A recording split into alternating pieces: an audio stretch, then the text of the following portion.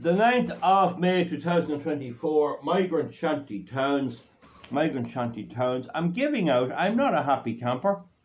I got 26,000 views on advice to migrants on how to go to the people and the politicians and all of the NGOs who love them dearly. The problem there is, folks, is that about 90% of the Irish people believe the place for these migrants is at home where they come from, that they're economic migrants, they're just here looking to avail of all the things we have voted for, like our health services, our education system, getting free houses and all that, when our own people are being forced to emigrate. Hopefully we've hammered that home enough that the ordinary Irish people are beginning to see that there's two groups of people in Ireland. There's the woke people who want these people invited in here, let them go off and vote for their people, and there's the likes of the rest of us who are this way. Every shop I go into, somebody comes over to me and says I'm right. Nobody will come on and debate it with me. I ask the question of anyone who supports all these migrants, how many do you want in here? How many million do you want in here? And they won't answer. Now, there was a man on the radio this morning saying the itinerants, the travellers in Ireland, are the same. Why are we not treating the migrants the same as the travellers? The answer to that is the travellers are our own traditional travellers, tinkers. They're not migrants. They're from Ireland. Some of them were evicted during the famine. And we have tried to improve a lot a bit, and I think some good work has been done there. We had that minority. Some people would say give them nothing. I tend to believe this rising tide should lift all ships. And some people fear travellers because of thefts, and I have been the victim of thieving by travellers. But the point about it is that you don't add to that by bringing them in from the whole world. If you bring in a population of Africa and Asia in here, equal to the population of Ireland in the first 2 years, well then you can't manage that. That is ridiculous. Now some people can't understand that. You can't reason a person out of something they were not reasoned into, and you just can't do it. They talk about the Irish going abroad. The Irish went abroad where there was openings, there was invitations. Ellis Island was set up. When I was a young fella, I was getting post from Illinois in America to go over there. They wanted me to go over there and work there, and I got the same from Queensland in Australia, offered me the price of my fare out to go out there to work. So that's a totally different thing. If I had to go over there, I'd be a major contributor to society over there. I decided I prefer to live in my own country, and for that reason I like my country, and I'm standing up for it hard and fast, as you can see. Now, the thing is, I did a video which had 26,000 views about the homes of these people who want them here, and we're not doing our job. Now, I mentioned Lou McDonald in that. She's the one dresses up in the hijab and wants Muslim women to be second to their husbands, and wants the husbands to have 4 wives. And I was in Oman in the Persian Gulf, and the women cannot wear jeans or step out in normal Western dress. I saw that myself. Now the thing about it is, it's an extremely repressive society sexually. Any kind of relationships outside of marriage is punishable, and she's all for this. Now the thing is, I said she lives somewhere in the south side. She doesn't, and there's an address for her in a terraced house on Wikipedia, and that is not her address.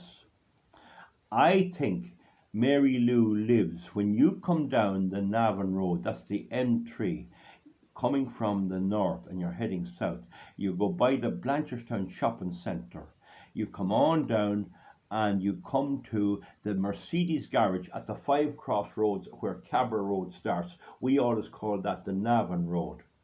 There's a Mercedes garage on the right. There's a road to the right going down by Stony Batter. There's a road straight on, brings you down, I think it's Doyle's Corner. There's a road to the left, brings you over to houses over there. You go straight on, you go down Cabra Road. It's my understanding that Mary Lou is in there. And if you Google her, she was complaining that her house was her own and she had her mortgage paid. Someone made something about it, I have no idea. But there's a photograph of her with the house. It's a 2-story house, and it has brick round the bottom, and it has a white sort of top part. It's kind of two-tone.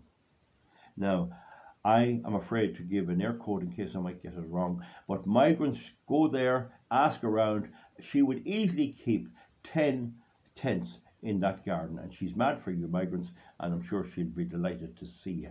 See, the problem here is we don't have to connect. These migrants are strangers that don't realise there's people who want them and people who don't. Now, the other one is an air code for Mary Lou would be appreciated. The next thing is Simon Harris. He lives out near Newton McKendy. Nobody has given me an air code for him yet, and that's disgraceful. His air code should be posted. I want to know where he is. He is a Garda protecting him. So if you're any way of fear as a migrant, you have a Garda outside to mind you as you camp in the garden. I don't know what size of a garden he has. I'm sure it'd hold 5 people. Anyway, that's Simon Harris, the Taoiseach. The next one is Ivana Banshik. I don't know her domestic circumstances. And again, I have to criticise you, my viewers. Surely there's somebody up there knows where she lives and can give an air code on her circumstances. It's not illegal. You're entitled to tell anyone where somebody lives. If somebody pulls up on the road and asks you where does Jack McGurty live, you can say it's the third house on the left past the lights. That's allowed. We're not suggesting they do any harm. We're suggesting they behave peacefully. They go to the door and they ask them to use their premises while they're in this distress situation, which these politicians have invited them here after all. Richard by Barrett by Carrot, where is he? Sure, he must have a house out there. Is there nobody prepared to name him? Where is Paul Murphy out in Tala? They'd get a bus out there, bring their tent out and into his garden. He'd love to see them coming, I'm sure. I mean, he's very, very sympathetic to mass migration. Where is the woman that's over the Migrant Council? Isn't that a woman, I think? The Migrant Council, she's an NGO getting a fortune of our taxes. She must have a house. Surely it can go to her. Can nobody tell me who she is? I just don't have time to research it at the minute. Right? Does nobody know that? Friends of the Irish Environment, they're left wing. I'd say that Oisin Coughlin, he was getting 400,000 off the government 3 years ago. So I just don't know, where does he live? He must have a house. Can nobody give me an air code? Where is his house? What about the other government ministers that live around the city? Where is Jim O'Callaghan? He's the guy that said that people should take a migrant into their homes. He said that 3 years ago. Now, surely he'll be prepared to take in about 7 or 8 tents into his garden. And could he not let in 1 or 2? Surely he can let them in. So where is he living? Where is Jim O'Callaghan living? He's a brother of, he's Fianna Fáil, of Miriam O'Callaghan, but she hasn't made anything like that. I'm not suggesting she'd keep anybody. I think she has 8 kids. In fairness, she has enough, maybe. But the brother Jim would probably take them in. So who else is there? I don't think Mary McAleese, I don't know, she hasn't made a comment, but she'd be woke anyway. I don't think she lives, I don't know where she lives. Mary Robinson, I don't know. I've already said the President, Michael D. Higgins, he's slightly woke as well. You have all that parking place up at the Phoenix Park, and you have the protection of the guards outside, and ring the bell, and I'm sure he'll let you use the toilet and all that. There's plenty of area around there in the Phoenix Park. The most important thing is, folks, that you give me the air code, give me the name and address, let me check out the politician, make sure they've made statements that we must be welcoming to all these migrants and they must take them in. All I'm saying is those who welcome them should be the ones to keep them. I don't want them. I believe they were lured here for goodies and free this and free that, and we got to put the foot down. Hopefully we will do well in the elections. Hopefully we'll split the population, that people realise you cannot vote for Fianna Fáil. A vote for Fianna Fáil is a vote for mass migration. And Micheál Martin is nuts about migration. He absolutely loves it. Where is his house? Did I mention him? We need his details. Around the city in particular. Leo Varadkar lives around Castleknock. Surely he has a house. I think he already took in one. Now, maybe if he has a few migrants in his house already, that's good. But surely they can camp around the garden there. So he must have an air code. I'd say when he was Taoiseach, there was surely a guard on patrol around there. Don't ever hurt any of these people. Do nothing nasty on them. Don't do anything like that. Just point out to the migrants, the lads from Afghanistan on the run there, and lads from Uganda, and all these people, and all men, of course, nearly all us, and let them in there and go in and camp there till this is sorted out. until we get a new government, and we'll horse them all back to Rwanda, of course, which is what I want.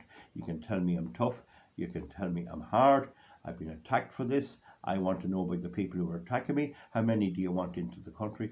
We had 170,000 last year. Most of the ones that came from Ukraine came from an area but that is not under attack at all. It's the same as bringing people from Kerry to escape the violence in Northern Ireland. There is no check done. The EU has full control. Nobody knows. The local councillors don't know who these people are, and they could be anybody. And the real danger is that prisons all over the world are being emptied out and sent to Ireland, the people sent to Ireland. And Rishi Sunak, the minute he mentioned about sending these people to Rwanda, they come roaring over here because the Irish people gave the impression that they want them here. We have this mess. The start is to make the people who want it, put them up. Like all these bleeding hearts, put them up. They're on the radio night and day. How about the radio announcers? What about the editor of the Irish Times? Isn't he woke? Where is he? Where's that Mary Carr woman that writes in the paper? Has she a house? These are things we need to look at, and you people have a duty, if you're living in Dublin, to inform me so I can guide these people up. And if I got enough information, I might go up to them and give them a leaflet round and give them a map and the air code and let them go and stay with these politicians. Let them keep them, see how long they like it. Comment underneath, give a thumbs up or a thumbs down. We'll see you back for something else soon. Thank you.